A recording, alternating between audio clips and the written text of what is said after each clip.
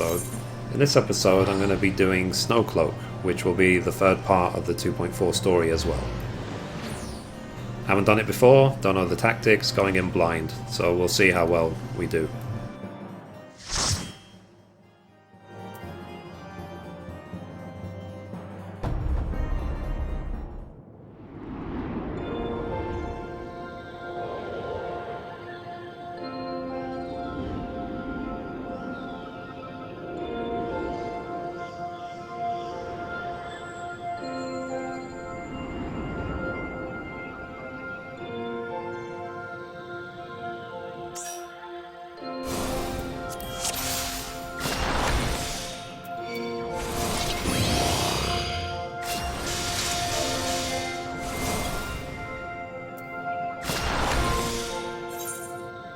So at least my tank is at 107, so hopefully I won't do too badly.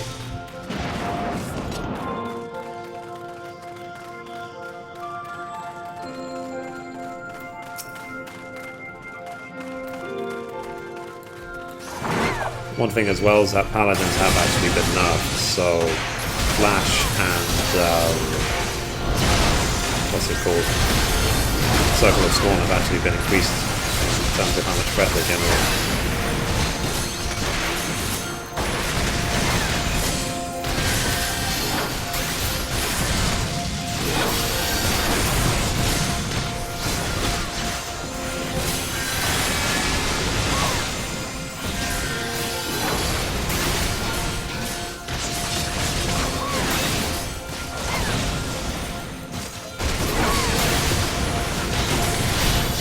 The music in here.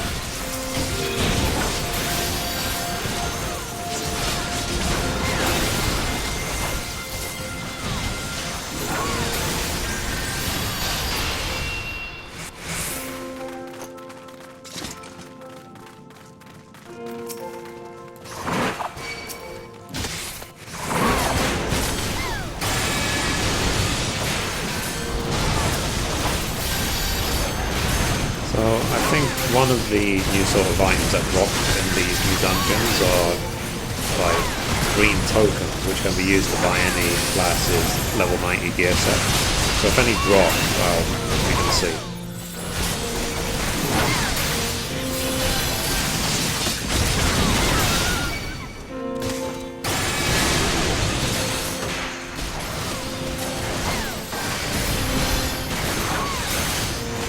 I'm not having to spam flash like 3 times just to keep their attention anymore.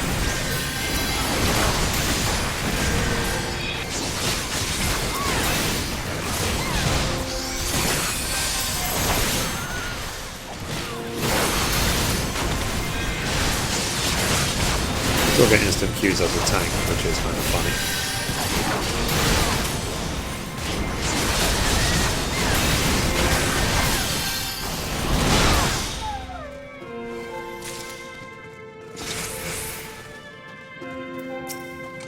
Okay, wipe that.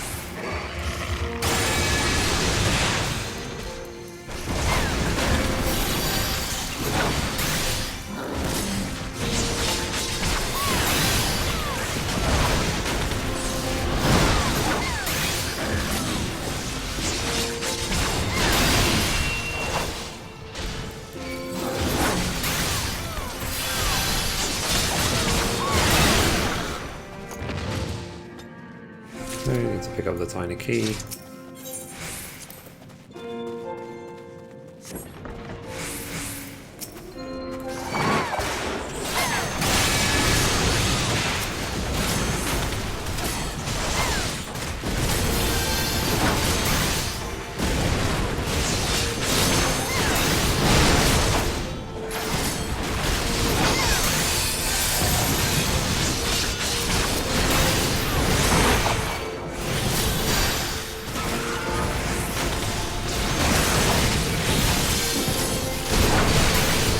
So, you know, in this game, this is very much a case of stay out of the stupid. Any marked areas marked in orange on the floor, stay out of them. Okay, so here we have the first boss. So, I guess I'll just pull it blind and we'll see what happens.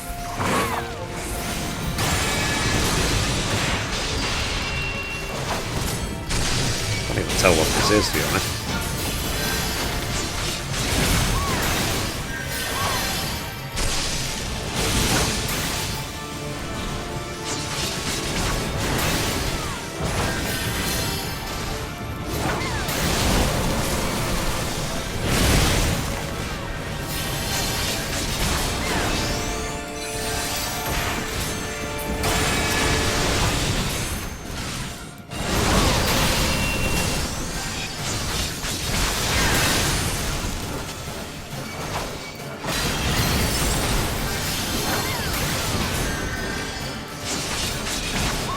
Around, see if I can predict that breeze.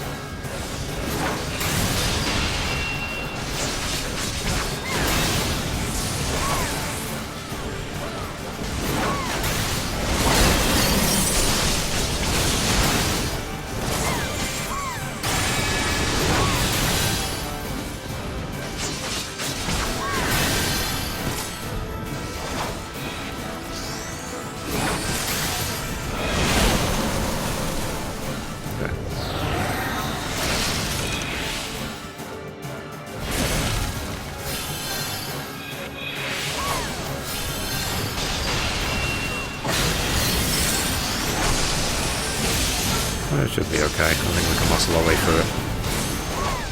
I need to find out a bit more about what this is actually doing.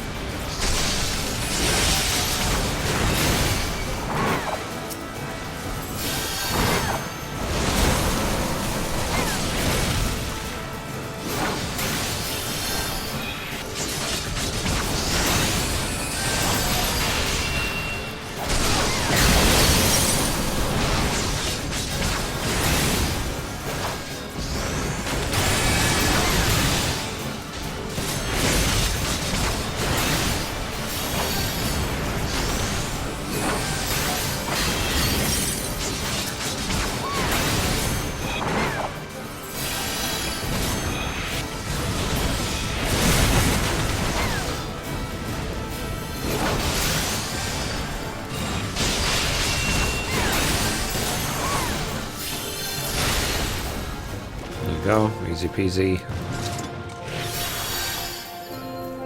Yeah.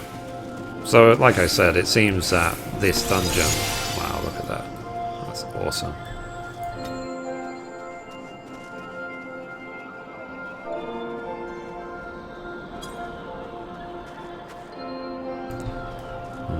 So let's keep going.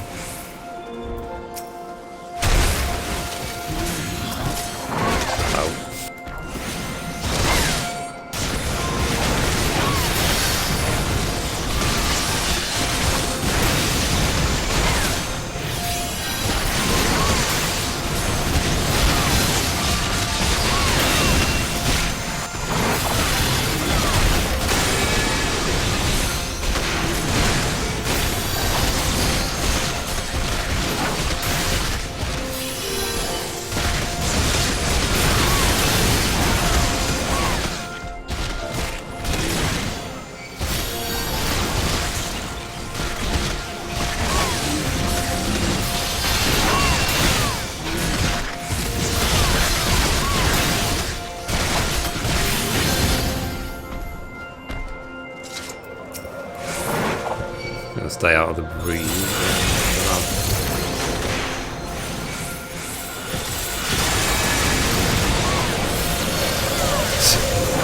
I need to stay out of the breeze because it's causing too much damage.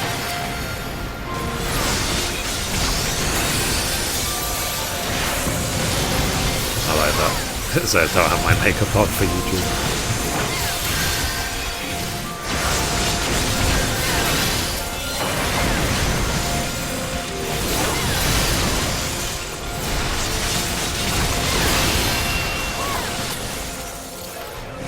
Stop, or do we just have to run through it? Just have to run through it.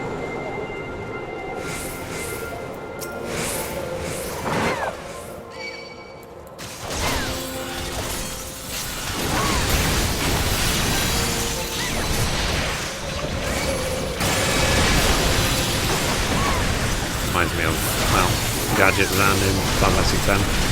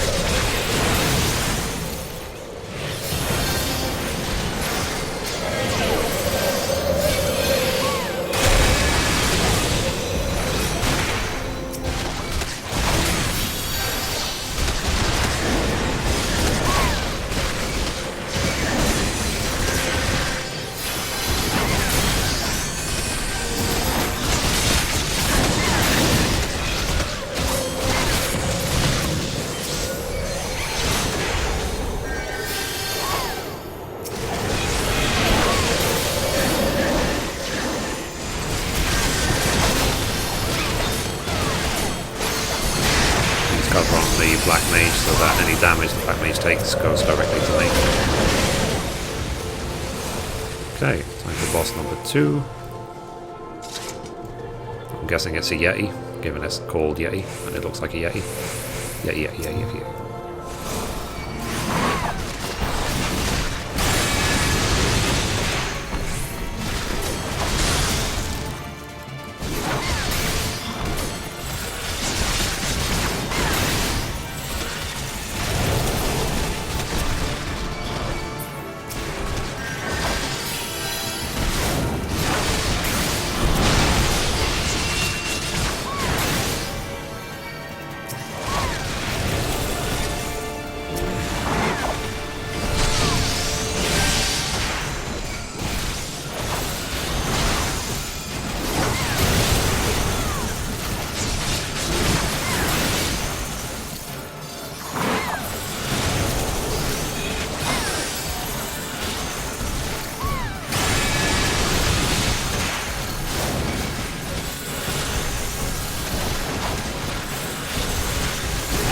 Sure what we're supposed to do.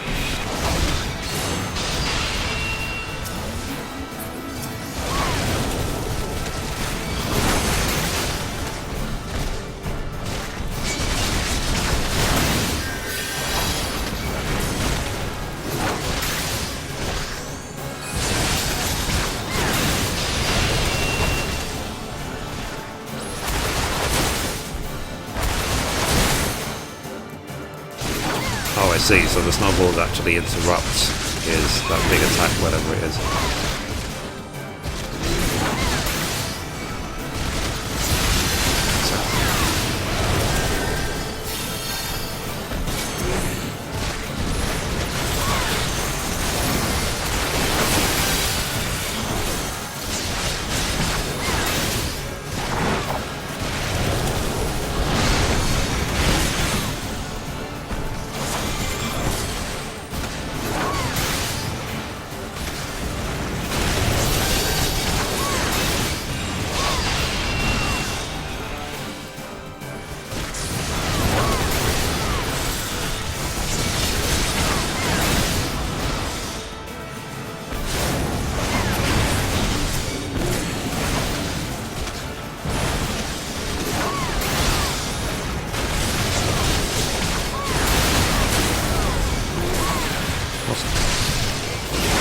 I guess we got the grasp or the idea of it fairly easily.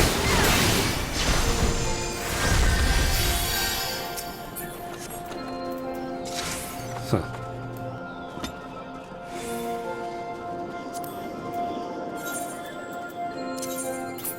Do I have a 90 casting earring? Yes I do. I'll pass. Whatever.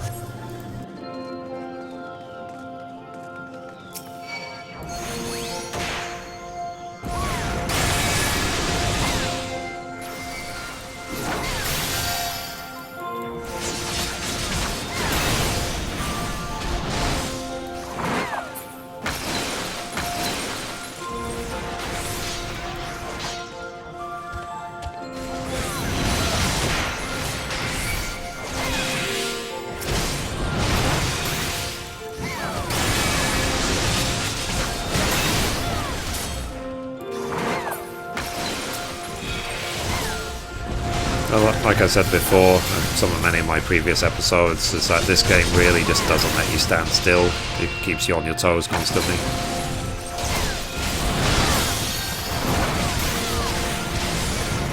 Which is good, makes it more challenging, and it makes you just a better player overall.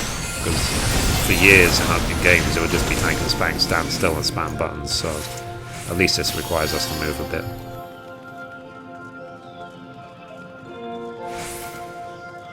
Yeah, like that treasure chest is not going to spawn a bunch of monsters.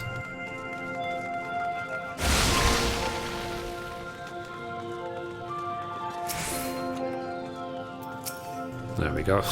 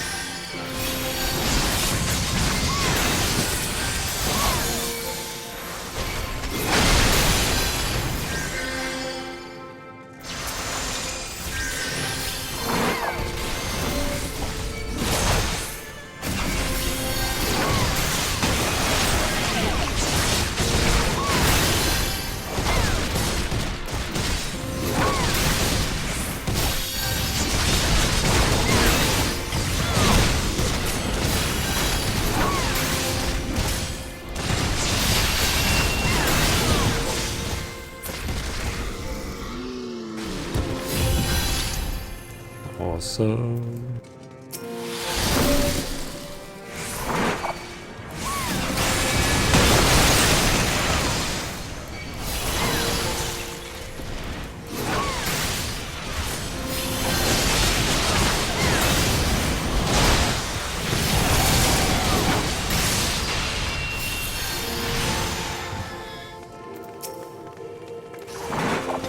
And the good thing about this dungeon, well, all the dungeons in this game, is that they're short. They're very fast.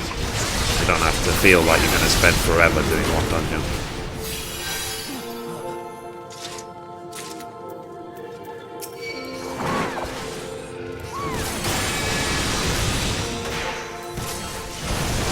And once it gets to next week, then I'll probably, or next reset, or Poetics I mean, I'll probably go back to the old method of doing 1 expert roulette per day to reach cap.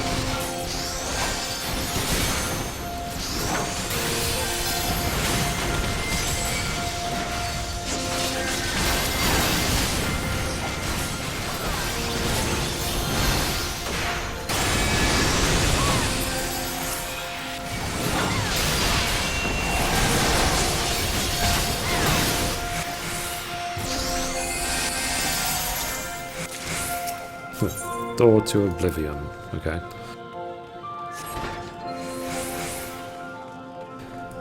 Fenrir, wow. I would have thought Fenrir would be a major boss, because Fenrir is supposed to be the primal, or the only primal that can defeat Bahamut. Not unless it's some, like, weaker version of him. Awesome. There we go.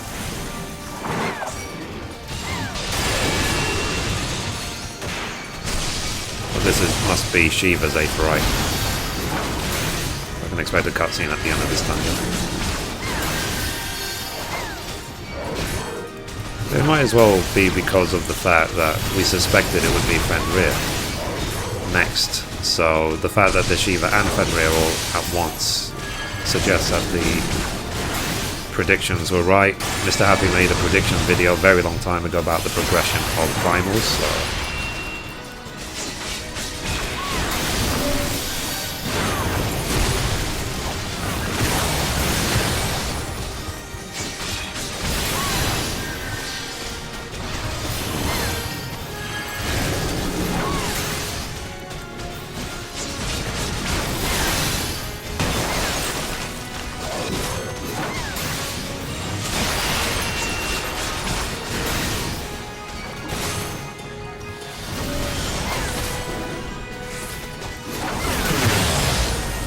Fenrir in Final Fantasy XI was really something. Crap.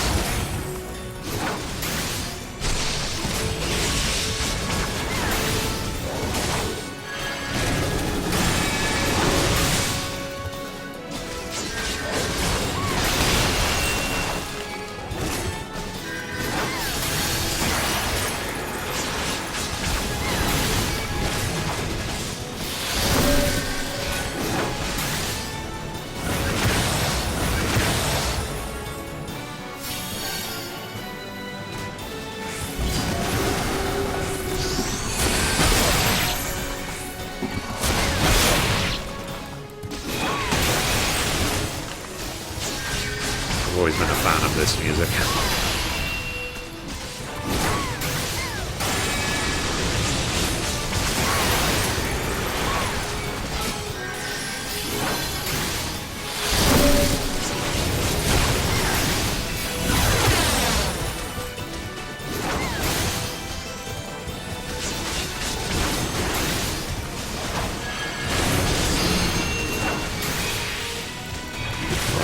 Heaven's Sword howl.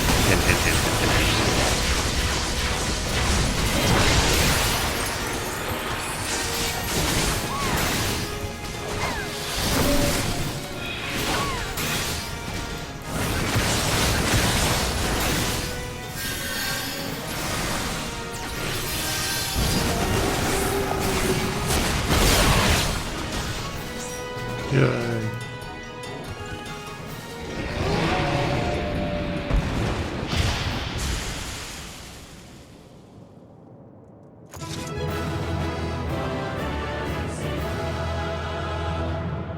So 40 elegant tombstones or poetics, my first 40. Cool, so let's give commendation to the healer, why not? And, oh, a she light, why not? I could use that. Okay, I guess thanks to the party, so let's continue, see if there's a cutscene.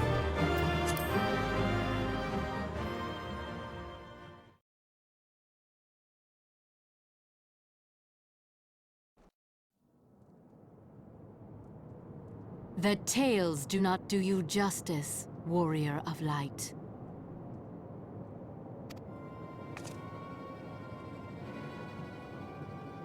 Yes, I know who you are, and you know who I am.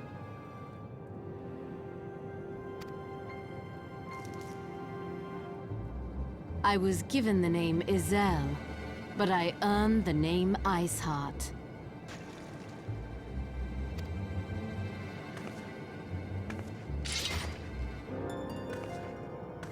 This endless cycle of hatred, of bloodshed, of sorrow. You would see it continue, O noble warrior of light. I would not. I will not. I will bring an end to this war between dragon and man, no matter the cost. In time, you will come to understand that what we do for the greater good. The greater good. For Eorzea. For Hydaelyn. Anyone who's seen Hot Fuzz will know my reference.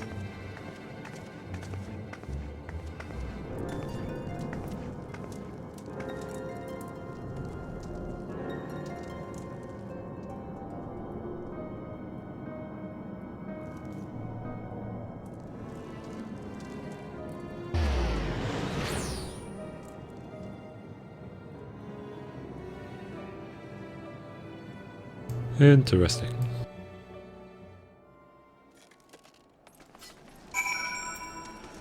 Done. So let's now talk to Alpha Node. So Alpha Node says, that took longer than I expected. What news, Mithrie? We killed Fenrir, innit? So Iceheart is but a pseudonym, not that it matters. That she managed to escape is regrettable, but from your description of that beast, you did well to come as close as you did. In any case, now that you have cleared a path, the Temple Knights can begin to survey the tunnels in earnest. Mayhap they will even find a route past the ice wall. Wouldn't that do wonders for their fight against the heretics? The Crystal Braze will certainly share the credit for it too. 12 be praised, Mithrie. We may yet turn this situation to our advantage. Assuming we stop Iceheart before she summons Shiva, of course. Needless to say, our fellow Scions have not been idle. Mithrie and Urianger have been busy pursuing the archives of House Fortemps, gathering what information they can on Shiva. Which reminds me, they were intending to trudge back to Count Dragonhead to report on the day's events. Don't. The antecedent should be here any minute. I can only assume some people enjoy subjecting themselves to this cold. Okay, so let's do the next quest. It's called For the Greater Good.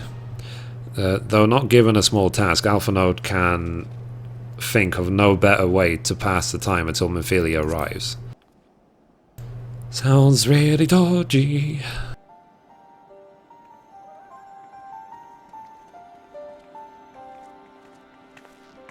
Awesome. He's wearing the Snowcloak. So, antecedent, you come to us straight from the archives of House Fortemps. I trust your time there proved fruitful. Would that it had. Urianger and I scoured countless texts, but what we found was of questionable veracity. Accounts of Shiva's life and deeds are sparse and contradictory, only agreeing upon one point. She laid down with a dragon, the gravest of all sins according to Ishgardian faith. Yet in the eyes of Iceheart's followers, this was a holy act, the blessed union of man and dragon. How such a thing could even be possible is quite another question, giggity. Suffice to say, I very much doubt that we will find the useful answer in the archives of House Fortemps. Much knowledge has been lost over the centuries, though in this case one wonders if it is by circumstance or design. You said that Iceheart took a moment to plead her case prior to escaping, did you not? Viewed without prejudice, most would agree that bringing an end to an endless war serves a greater good. Agreed. I think Sir Emmerich might take issue with her methods.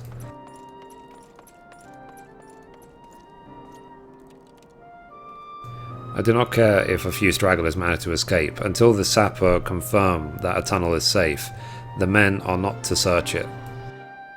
Yes, Lord Commander.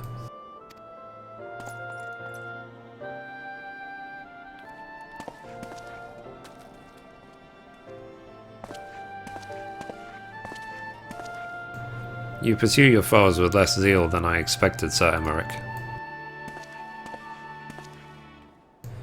Lest you misunderstand, I do not deny that our enemy has given us good reason to be prudent. I merely meant you being a man of faith, that I had expected a certain single-mindedness. After all, it was not by the will of Halone that your ancestors came to this land. Why, they took up arms against the Ravanians. What would they have done in your position, I wonder? There are those who believe that faith is a renunciation of free will, that unquestioning devotion is required of all who would live life in service to the Fury. Such righteous fervour may well serve a knight on the front line, less so a leader of men. We are all at liberty to interpret the scriptures as we will. I choose to believe that the Fury would value the lives of her followers over the deaths of her enemies. I would not presume to speak for the Knights of Eld. 'Twas a different time, nay a different era, and scripture tells us only so much. Would that it told us more.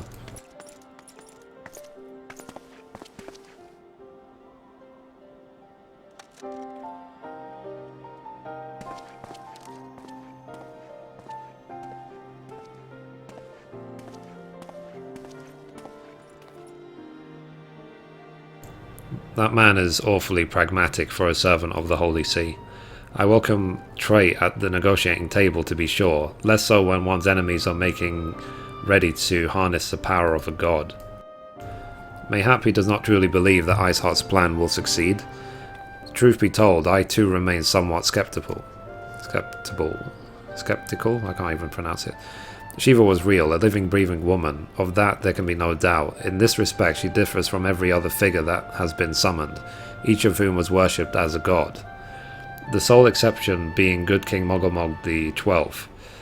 The myth made manifest in response to fervent speculations of Mughal-Scarred. Saint Shiva may differ, but what of the heretics? They have a tribe of outcasts at war with a mighty nation, who yearn of the resurrection of one who embodies their beliefs. If that is not placing one's faith in a higher power, then what is? Crystals and conviction, Minfilia, they have both in abundance.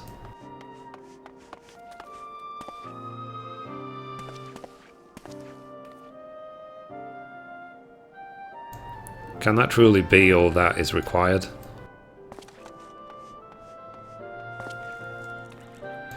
My survey team has concluded a preliminary analysis of the aethryte Iceheart used to escape. They believe that she teleported to another aethryte somewhere not far to the west.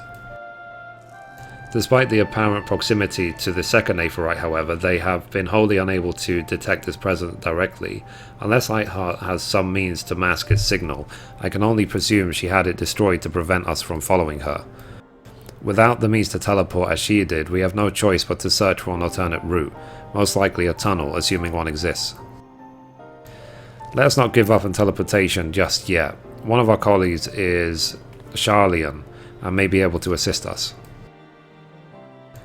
I pray that you are right. I dare not think how long it will take us to survey the entire tunnel system.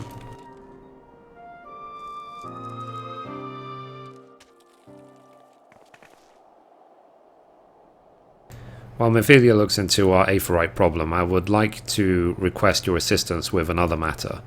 The third unit is currently tracking the remnants of the heretic fort which attacked us. However, the search goes poorly despite our numbers. Corvus is vast, and Iceheart's followers know the terrain far better than we. Your knowledge of this region may well serve to hasten the process. The sooner we capture Iceheart's followers, the sooner we can press them for their leader's whereabouts. Also, though it is admittedly a selfish request, I feel that my braves would benefit immensely from working alongside you. While we have our share of veterans, we also have more than a few less experienced recruits, many of whom look up to you, in case you were not aware.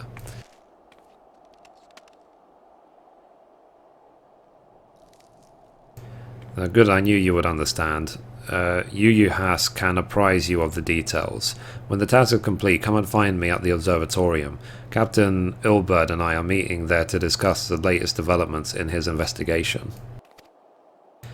The Temple Knight shall hold Snowcloak in our absence. Let us leave them to their work. Ours is more pressing.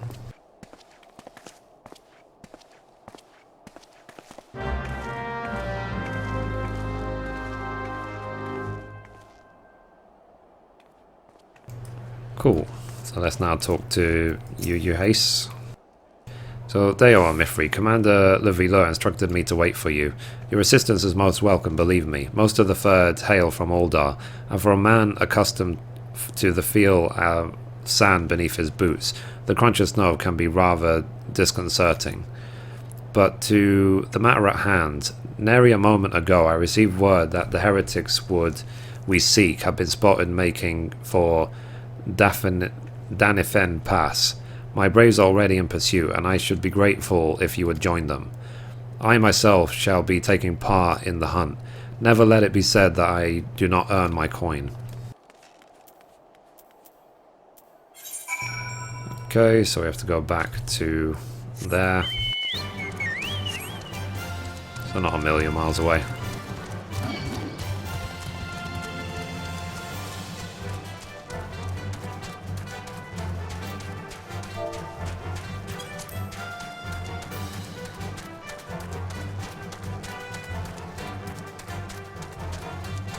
So we seem to be getting through this fairly quickly.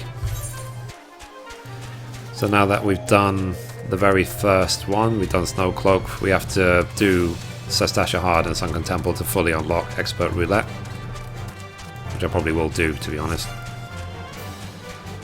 And I've seen that the guild reward for Adventure in Need has gone up from 2,500 to 4,500, which means if I tank the other dungeons with the roulette, then I will get 4,500 gil for my trouble, on top of the gil I get in the dungeon itself.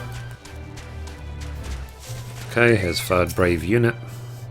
So, File's balls, my uncle is on fire. I caught my boot on a rock or something and twisted it as I fell. The others went on ahead through Danifen Pass. Hurry and you might catch up. If you aren't sure where to go, look for tracks. This snow is fresh, so they shouldn't be too hard to find.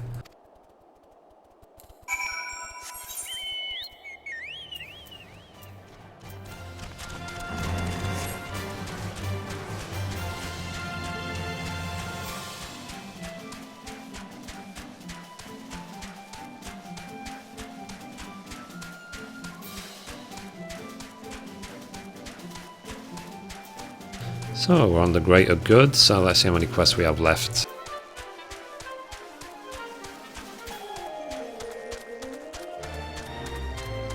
Okay, according to the patch notes, we still have 12 quests to go, so it'll probably be more than 4 episodes for once for patch 2.4.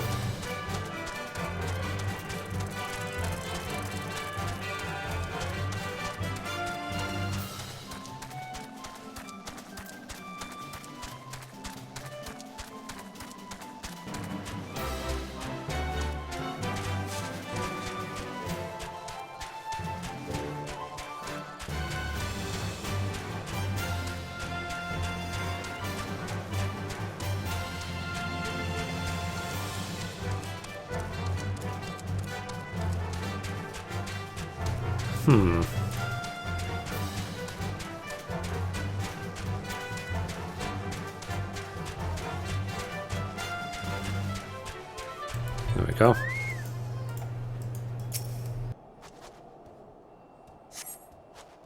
So the track leaves southeast. Let's go southeast.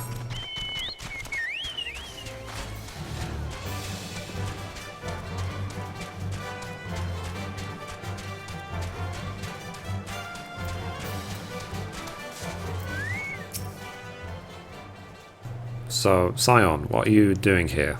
The heretics, I'm not sure. There was a great scale beast, and Yu Hace, I think he went east on his own. The heretics split up, so we did too.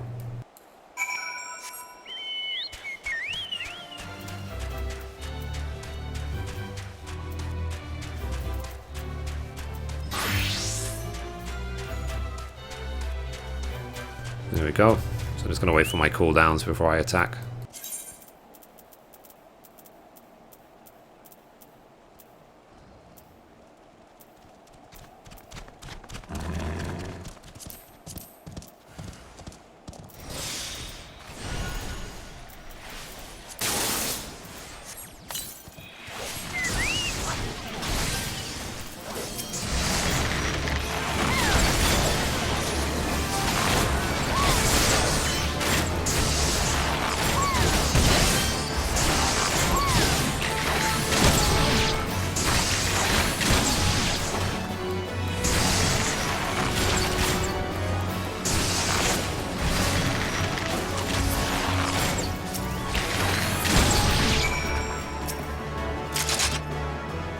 So he says, how embarrassing. I was so intent on following the heretics' tracks that I almost failed to notice they had double backed.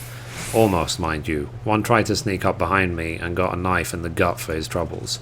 I thought myself alone, so I started searching the dead man's knapsack for anything of interest. And lo and behold, before his friends found me, I came upon this. Withdrew in groups of 3 or less to the observatorium. Given the signal and wait. The merchant will be watching. Be late and be left for dead. Speaks for itself, doesn't it? They can't possibly mean to rendezvous inside the place, so we should restrict our search to the surrounding areas. Let me rephrase that. You should restrict your search to the wilderness around the observatorium. I will need more than a moment's rest to recover from these wounds.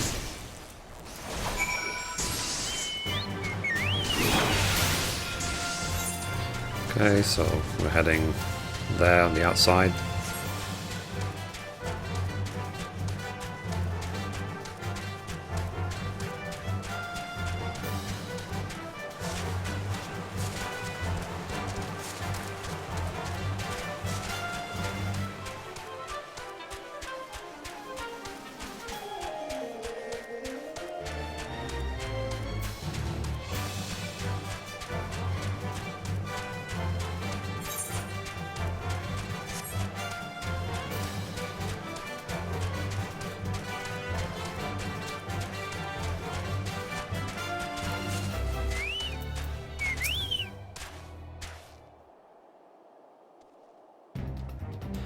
The suspicious Corfin says, I am through with listening to your excuses. We leave now. How? The woods are crawling with those bluecoats, and the knights are searching every wagon that passes through the gates. Well, stay with her then if you think you'll fare any better. Now, there's no need for that. Okay. There are places like this in my homeland, sacred snow-capped peaks where blood must not be shed. Yet your friend's ever thirst for blood of the fallen, and by your deeds it has drunk deep. No, I have done nothing wrong. None but meet in secret with heretics. Deny it all you will. We shall have the truth from you yet. Inquisitors are not the only ones skilled in the art of interrogation. Damn it all.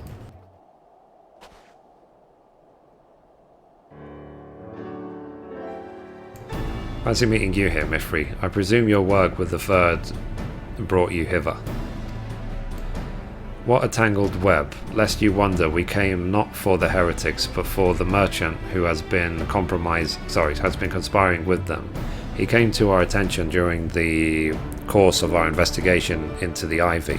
It beggars belief, I know, but it seems our favourite Garlean spy may have been providing assistance to Iceheart. Were it not for the efforts of Lady Yugiri and her shinobi, we might never have discovered this connection.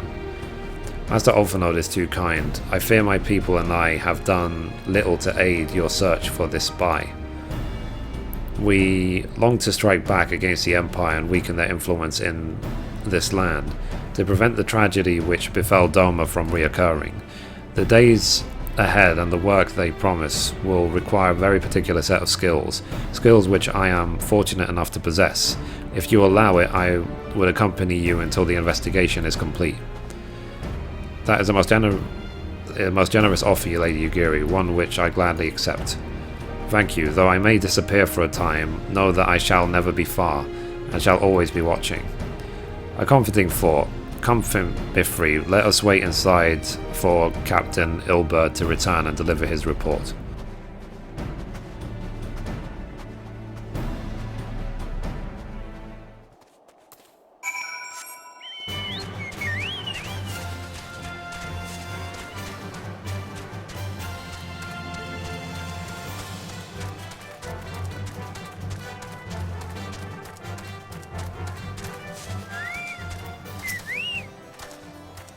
So Captain Ilberd seems confident that the merchant's resolve will swiftly crumble when pressed. If so, we should have new information ere long.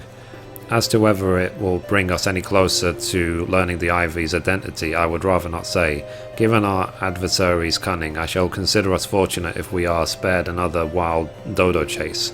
The gods know we have more than enough to occupy our time as is. Okay, so let's complete that. So the next quest is called Tendrils of Intrigue. Ulfanode is eager to hear Ilberd's report of the Ivy.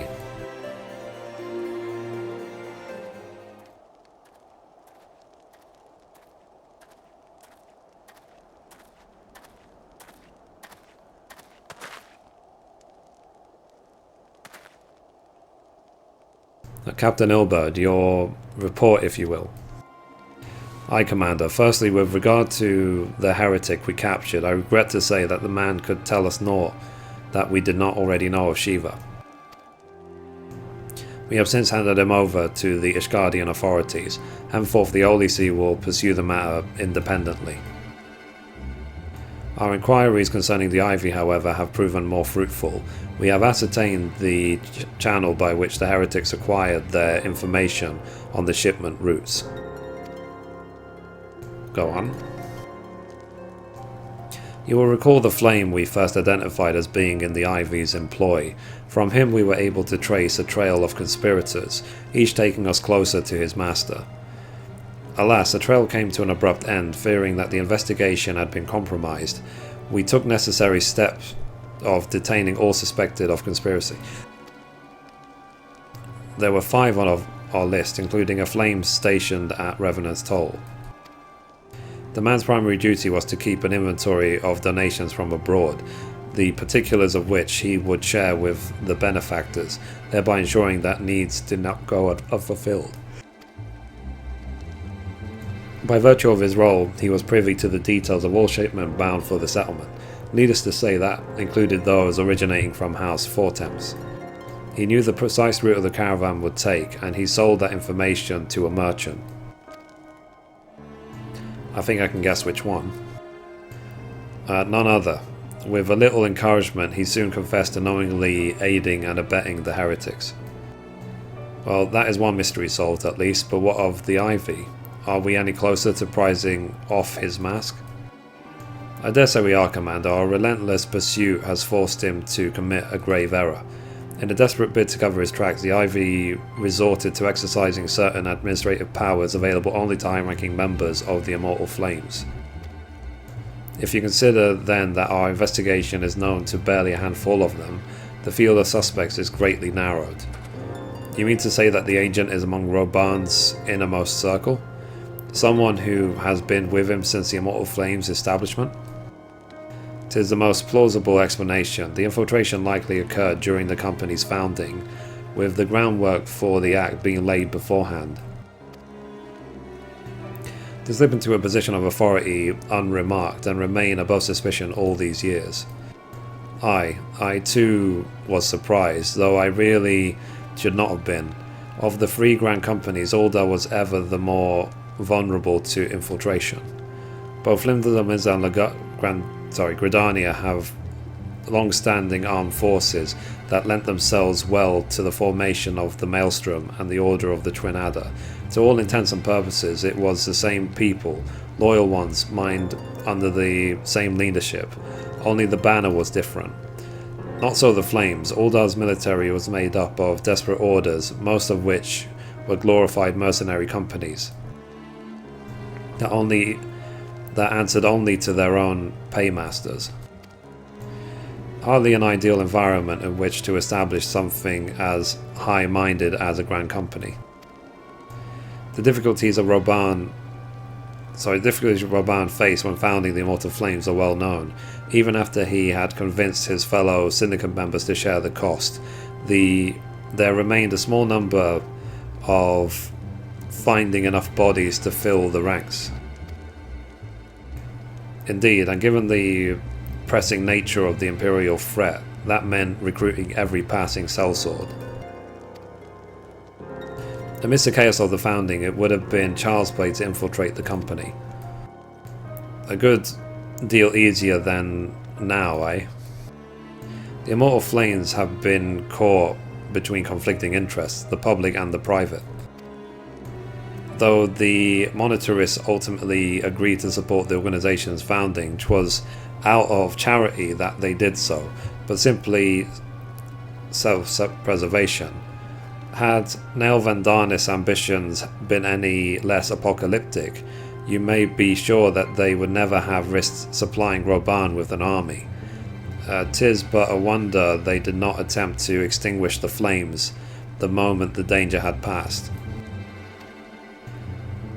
Returning to the present. Even as we speak, our Doman allies are shadowing several high-ranking flames. Any one of them could be the Ivy. Desiring to deal with a blow against the Empire, the refugees were eager to lend us their aid. I expect to hear from them ere long. Very good. Pray continue investigation with the first. Meanwhile, have the second attend to the unrest. The third can join the fourth in inspecting crystal shipments. If they notice anything unusual, I want to know about it. If Shiva is summoned in like manner to other primals, the heretics will be looking for further supplies. Understood, Commander. I shall send word to Sir Amory informing him of our success in identifying the heretics' arbiters. Hopefully the information will be of some use to the Ishgardians. Is it time, Commander? Yes, I am aware. An emergency council of Alliance leadership has been called. There has been developments in Garlemond, it would seem. As commander of the Crystal Braves, my presence has been requested. I would have you accompany me, Mithrie. As the realm's stoutest champion, 'tis only meet that you be present for the discussion. Oh, and the antecedent has already given her consent, lest you worry.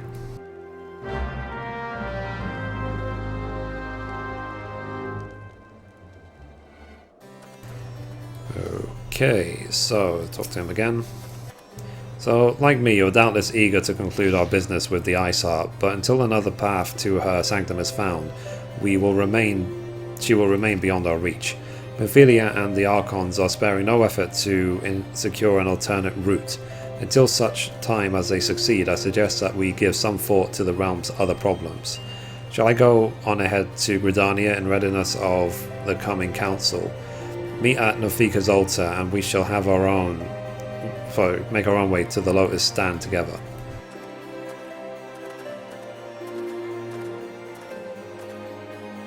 Okay, so we need to go to Old Gridania.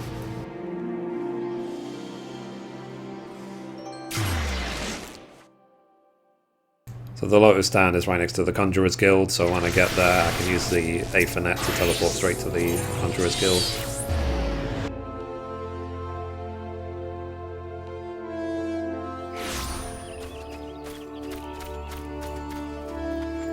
Okay, here's Alpha Node. So my thanks for coming, Mithrie.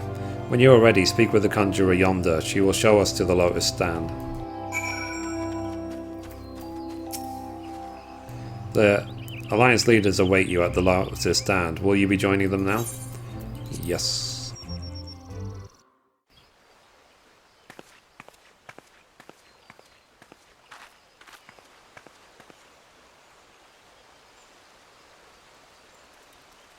Change has come to the Garlean Empire, and we must discuss the implications.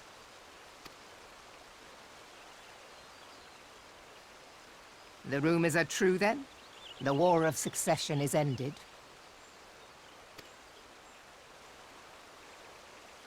It is. A new emperor reigns in Garlemald. Who?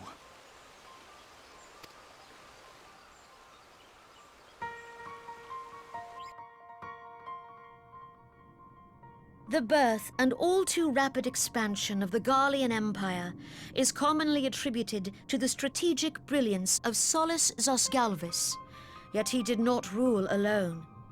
Several members of the royal household also distinguished themselves during his reign. Nevertheless, it was the eldest son who stood to inherit the throne, until his most untimely passing.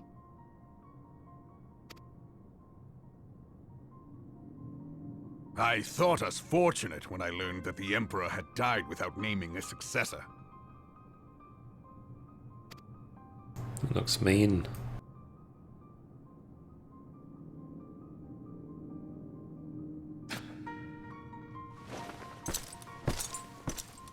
Would that the Garlean Empire had died with him.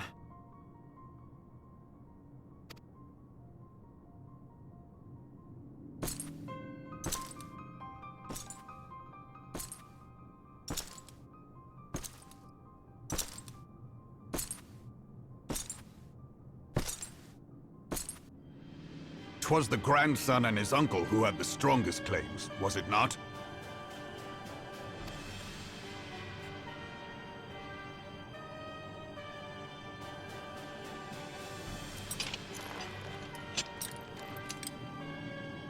Indeed, yet claims count for little without the power to assert them. High Legatus Varus Ye Galvus is a respected military leader. Not so his uncle.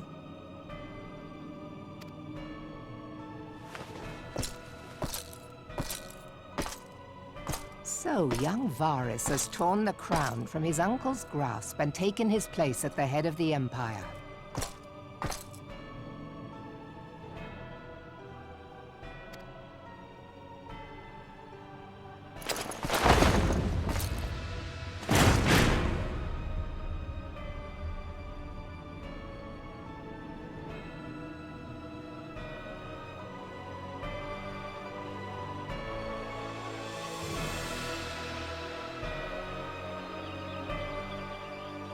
Given the troubled nature of his succession, the new emperor will require time to seal his grip on power. Yet have no doubt but that he shall, for there are none left with strength enough to oppose him.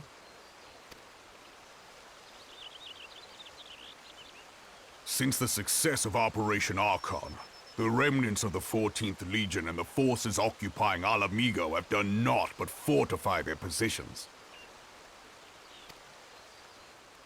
But you can be sure they'll be ready to march on us again, if their Emperor gives the word.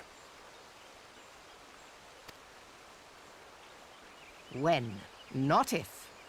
They say this Varus was so set upon Eorzean annexation that he spoke out against the Meteor Project. Plainly, the new emperor's intentions are of great concern to us all.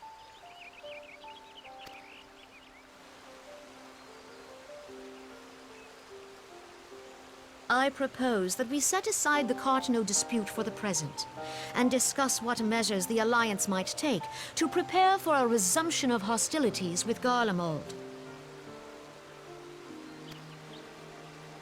Moreover, I move that we re-examine the question of how our former allies in Ishgard might be persuaded to retake their place at our side. could Eorzea but stand as one, 'twould deal a grave blow to our enemy's ambitions.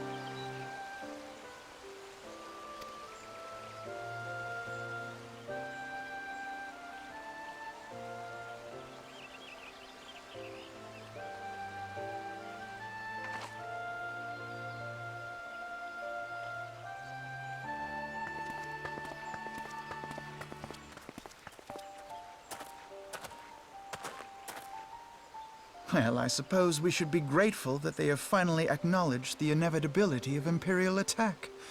Who knows? They may even do something about it. If only the leaders of Ishgard would follow their example and stop hiding behind their gates, praying for the coming storm to pass them by. But that is a discussion for another time. At present, I am more concerned by the fact that the Alliance's mooted preparations will be made known to the Garleans many moons before their coming. So long as the ivy eludes our grasp, no secret is safe.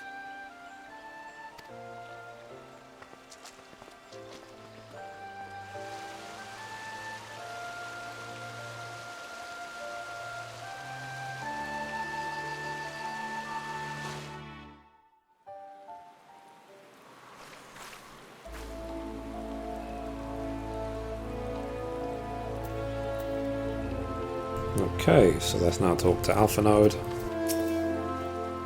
So it will not have escaped your notice that the nations of Eorzea are no nearer to being for one purpose, despite their protestations to the contrary. Plainly, the threat of a resurgent Garland mode is not enough to stir them. And the reason for this? Deep-rooted mistrust amongst the citizenry. The nation's leaders can come to all the understandings they like, but their unity means little unless to the common folk. Take the Leminzans for instance. Though Admiral Merlib outlawed piracy over a decade ago, foreigners will picture the nation as a haven for grog-swiggling, wooden-legged cutthroats. In likewise, the Redanians are mocking as hermits who talk to trees, and Aldans scorned as swindlers who worship coin. Not that such sentiments are entirely without grounds, of course. Take that pillar of olden society, Teleji Adeleji, for example. But that is besides the point. The fact that the people are wary of outsiders, whether they have cause to be or not. On that basis, one could argue that the conflict of Cartino is a necessary evil. Each nation has its own warmongering faction that advocates the acquisition of Omega. In order to placate them, we present them something resembling warfare, and thereby curb their appetite for full-scale conflict. But enough idle musing, let us speak of a more pressing matter, the Ivy. Since we spoke at the Observatorium, Captain Ulbird has further shortened his list of suspects, and by happy coincidence, the one he deems the most likely candidate is lately come to Gridania. The hunt nears its end, Mithrie. All that remains is to corner our quarry. Seek out Ilberd near the Adder's Nest. He will give you the particulars. Should there be any developments in Corfus, you may be sure that I will send word without delay. In the meantime, I wish you success in apprehending the Ivy. Okay, so let's talk to Ilberd at the Adder's Nest, just through here.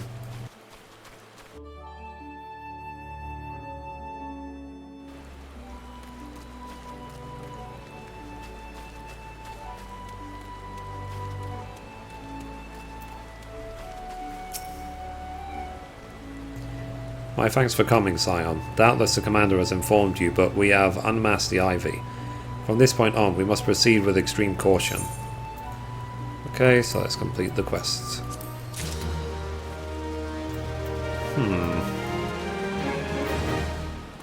To continue or not to continue? Whatever, let's continue. Chasing Ivy.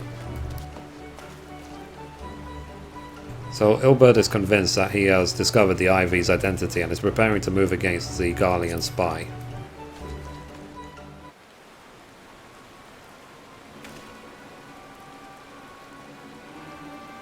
Listen well, the spy we have been seeking all this time is none other than Flame Marshal Elin Royal, Roban's second in command. Prior to joining the Immortal Flame, she was a mercenary of no small renown. They say her skill with a polearm had to be seen to be believed. Of Ishgardian birth, she is the highest ranked foreigner in the Immortal Flames, barring the Flame General himself, of course. When he formed the Grand Company, Roban chose people based on their worth. Whence they hailed was of no interest. The monetarists saw things differently, however. Having funded the enterprise, they reserved the right to reject candidates nominated for high-ranking positions.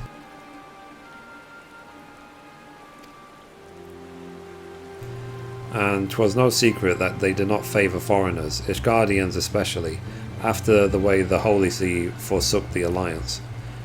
Yet the monetarists did not raise so much as a murmur of protest when Royale was appointed to her post.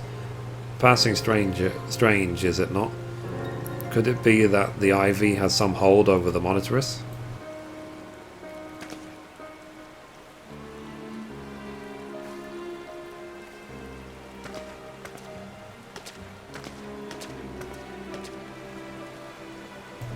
But these revelations are secondary to our current mission.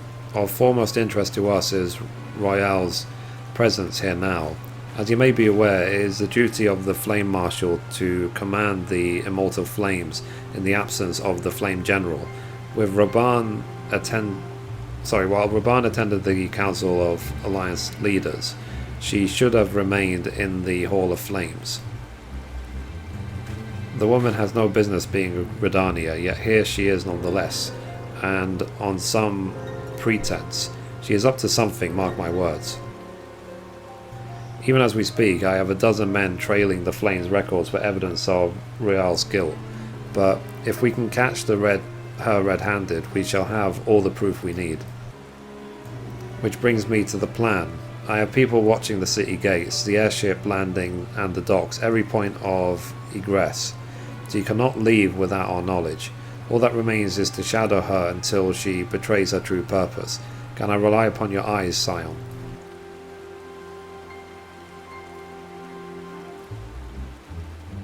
Especially a Terminator eye. You have my thanks. Let us go then, and take care not to alert our quarry.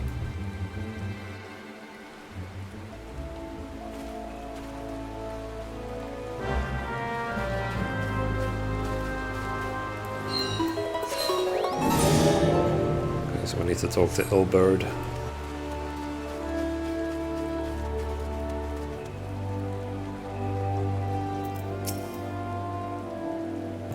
So, Royale is headed in the direction of the Blue Badger Gate, with me, Scion.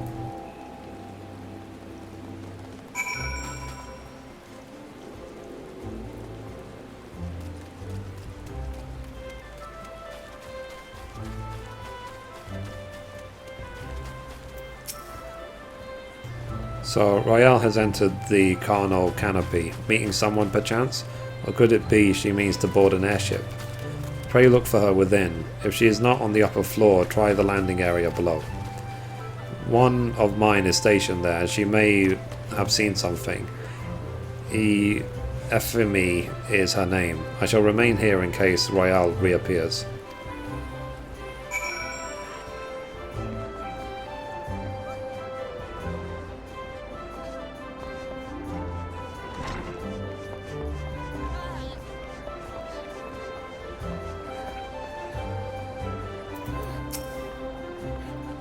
So, Mithrie Menethil, such an unexpected pleasure. What brings you here? A social visit, you say? How pleasant. No, she didn't come this way. I've noted every passenger, and none bore any resemblance. Well, don't let me keep you. Okay, so now we're going to go talk again to Ilberd.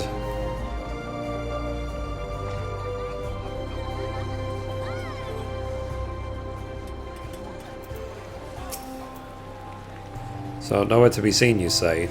And you are sure she did not board an airship? She did not come back out either. When the seven hells could she have gone? The roost, how could I forget? Ralgar strike me down for a fool. I will search the premises. While I do that, I need you to speak with the men I posted at the 3 main gates and the pier. Find out whether there has been any suspicious activity, and then meet me at the Aethryte Plaza.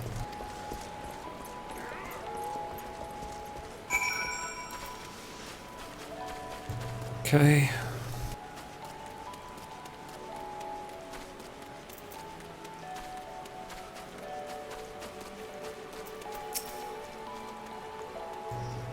Nothing to report at this gate, my lady. No one resembling the suspect has been here, my lady.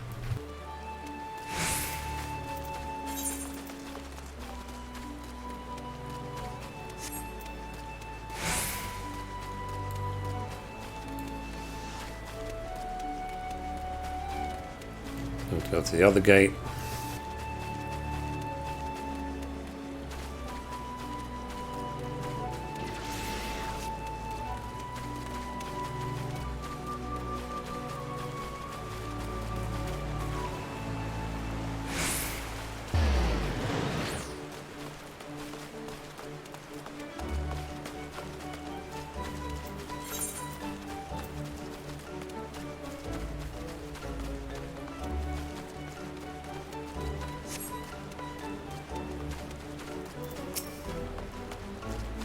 So, no madam, the suspect didn't come this way. Given how little traffic passes through this gate, I would have noticed if she tried to slip by. Well, maybe she's a ninja, she could have stealthed.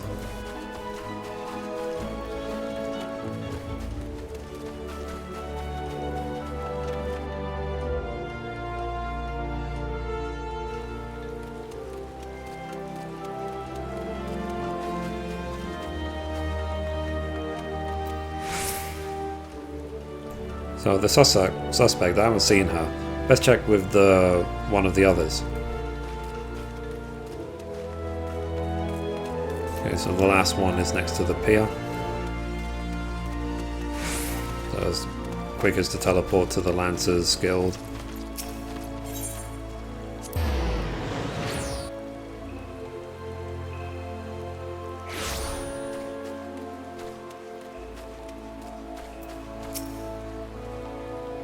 So no madam, a few Alazan women did leave on the last ferry, but none of them matched the suspect's description. So back to the Aethryte Plaza we go.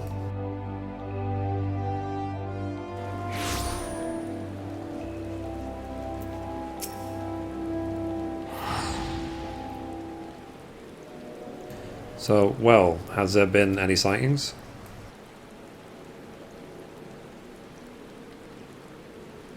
Damn it all. I turned the roost upside down, but Rael was nowhere to be found. The innkeeper told me that she had availed herself of a room, but no one saw her leave. She has donned some manner of disguise. Of that there can be no doubt. But as to where she has gone... greetings, good sir. Might I interest you in some Munti tonic? A cup a day imbues a man with great vigour, if you take my meaning. Perhaps another time, friend. Wait, that necklace. You are a shinobi of Doma. The woman you seek has left Redania by way of West Shore Pier. She was attired by a merchant, but these eyes are not so easily deceived. You may wish to take your search to East Shroud. Rest assured that we should continue to support you from the shadows. Thank the 12 for the Domans. Were it not for their unique talents, Royale would have disappeared without a trace. Okay, so let's complete the quest.